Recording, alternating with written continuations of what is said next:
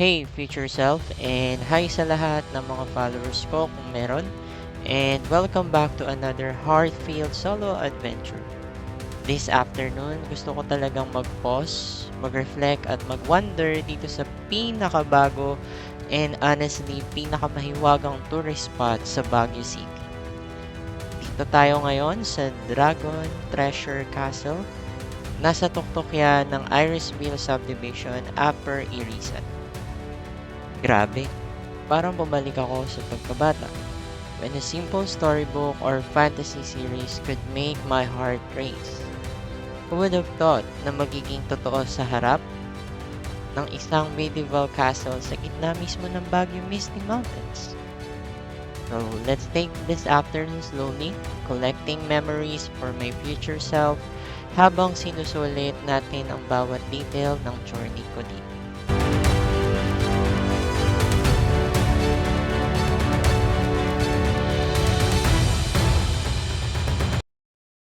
Pagpasok pa lang, ramdam mo na agad yung pagka-regal. May grand entrance pa nga.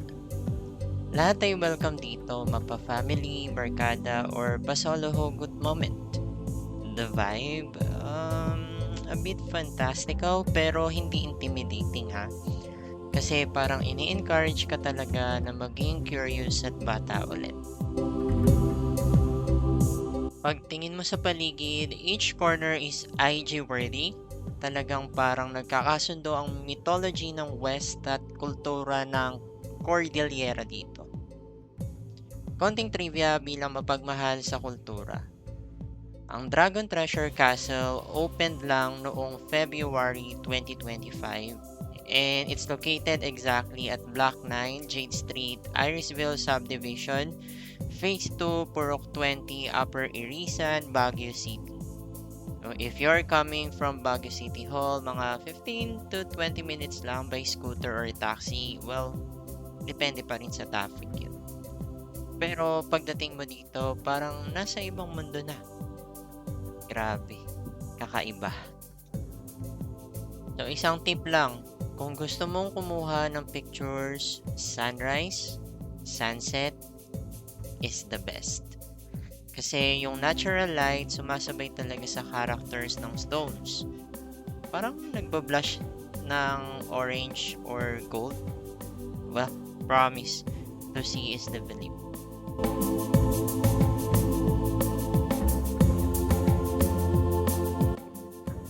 So guys, tignan mo yan. So paano mo tatawaran to? So from top battlements, abutan mo na agad yung sea of clouds kapag morning siguro. And if you're here late like me, the city is glowing below habang lumahalo na yung sunset colors sa pine forest lines. Well, dito mo marirealize na travel is the only thing you buy that makes you richer. Kasi sabi nga nila, the purpose of life is to live. Right?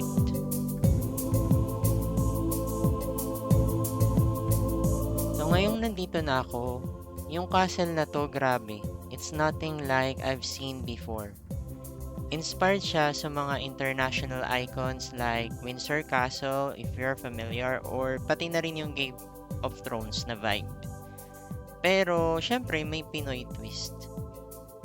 Imagine giant stone turrets, towers na parang binabantayan ng mga dragon. So ayun, akyat muna tayo. So expect mo na medyo steep yung mga spiral stairs. Alam mo, noong mga time na to, feeling ko, bawat hakbang ko is a way to honor the history. Carved dragons that remind you of the ancient legends. At eager touches na parang bumabati sa'yo. In one section, medyo darkened wall, may faint carvings, super dami ng nagpe-petition dito for good luck daw. Sabi nga nila, man cannot discover new oceans unless he has the courage to lose sight of the shore. Kaya galaw lang, kang matakot tumaklas ng bago.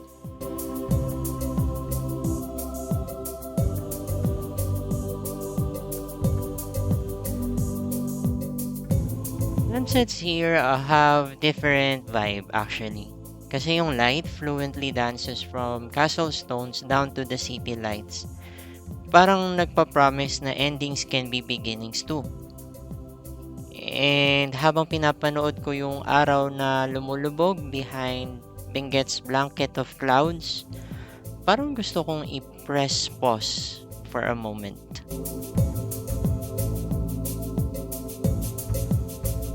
Tapos may isang thought na pumasok sa isip ko biglaan.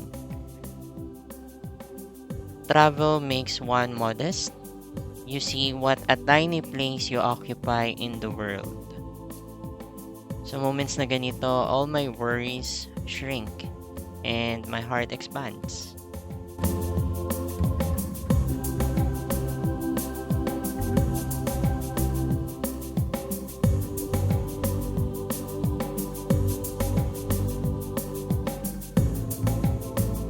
Alam mo ba na hindi lang basta aesthetic ang castle na to?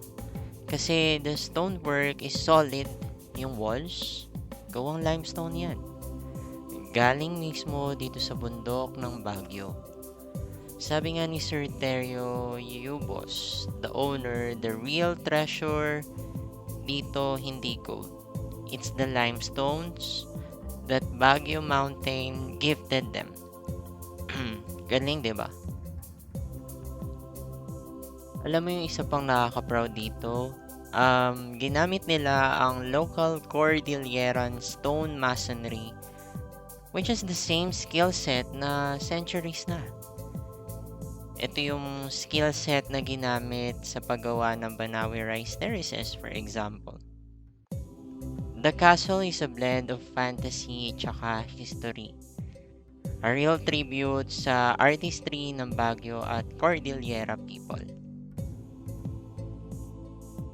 Bigla ko tuloy naalala yung isang quotation na nabasa ko. Sabi dun travel is not just an escape from reality. It's an invitation to explore and discover the beauty of the world. Diba ang ganda nun?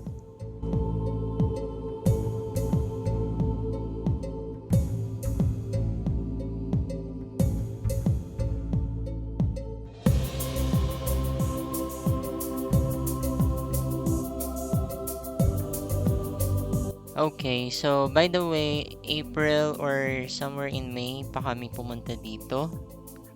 And hindi pa daw fully tapos nung binisita namin itong castle na to. Pero may balak daw sila maglagay ng 25-foot dragons atop the roof soon. Well, can't wait to see it. Maybe we can go back here ng December.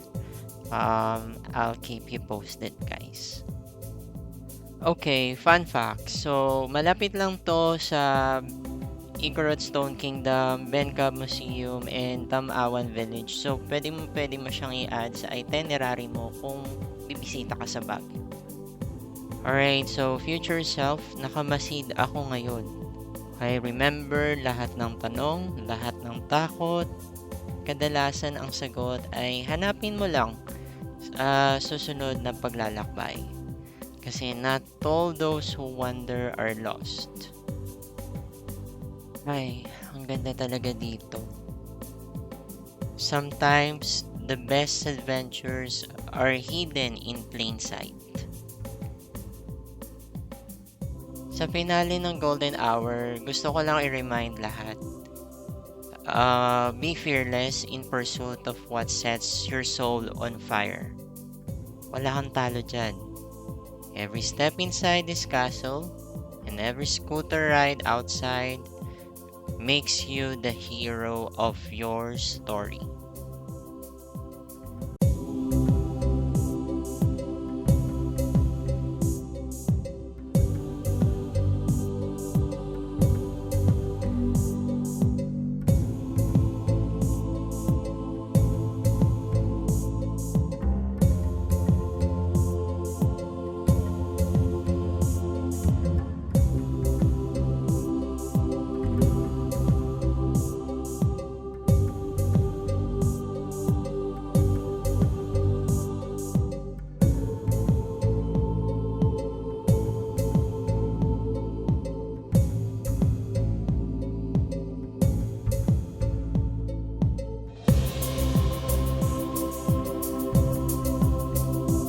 Okay, so time to end this adventure my way. So time to say goodbye to the castle for now. Pero I know babalik pa rin ako dito for sure. So the journey is not over. My next chapter down the winding Irisville roads into the Baguio City Light Trails.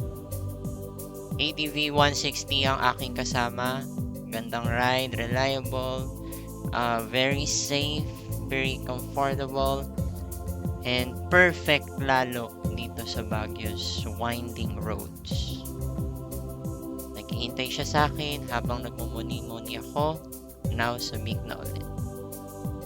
Right, sabi nga nila, life is a journey, make the most out of it. So may iwan lang ako sa inyong tanong.